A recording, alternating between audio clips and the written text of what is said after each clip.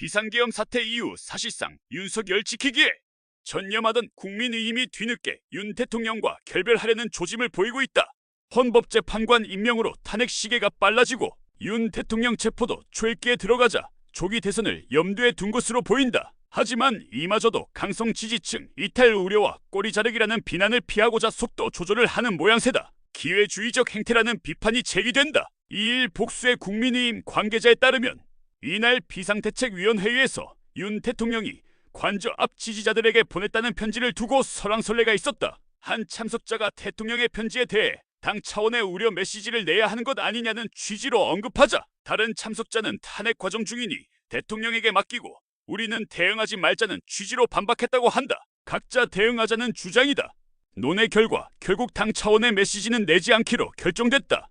회의 이후 신동욱 수석 대변인은 기자들과 만나 대통령 편지에 대한 논의와 평가가 있었나란 질문에 당의 공식적 입장을 낼 차원의 문제는 아니라고 판단한다고 밝혔다. 다만 신 수석 대변인은 기본적으로 법, 집행에는 대통령을 비롯한 어느 국민 누구도 예외가 없다고 생각한다고 덧붙이기도 했다. 윤 대통령과 사실상 선을 긋는 듯한 모양새다. 한 당직자도 기자들과 만나 대통령이 자기는 잘못이 없다고 하면서 수사는 안 받겠다고 하는 것 아니냐며 당이 동의할 수는 없다고 말하기도 했다. 이를 두고 당이 윤 대통령과의 결별 수순에 들어갔지만 강성, 지지층 이탈 등 우려와 뒤늦은 꼬리 자르기라는 비판을 피하고자 속도 조절에 나선 게 아니냐는 해석이 나온다. 특히 국민의힘은 내란 특검법에 대해 야당과 협상에 나설 수 있고 위헌적인 부분만 제거하면 찬성할 수 있다는 입장을 여러 차례 피력하고 있다. 지금껏 탄핵 심판을 지연시켜 민주당 이재명 대표의 사법 리스크를 부각하겠다는 전략을 펴왔지만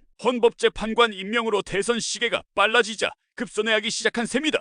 이날 당 지도부의 공개 발언에서도 윤 대통령 관련 언급은 없고 민생 경제 회복과 이재명 때리기가 줄을 이뤘다. 조기 대선을 고려해 윤 대통령과는 점차 선을 긋고 반이재명으로 전선을 형성한 뒤 중도를 향한 메시지에 집중하겠다는 전략으로 보인다. 다만 여전히 12.3 내란 사태와 그 이후의 내란, 옹호 행위에 대한 진정한 반성과 성찰 없이 기회주의적 행태만 보이고 있다는 비판이 제기된다. 이날 더불어민주당은 비상계엄 선포를 옹호한 국민의힘 권성동, 윤상현, 나경원, 박상웅 의원과 유튜버 등 12명을 내란 선전 혐의로 경찰 국가수사본부에 고발하기로 했다.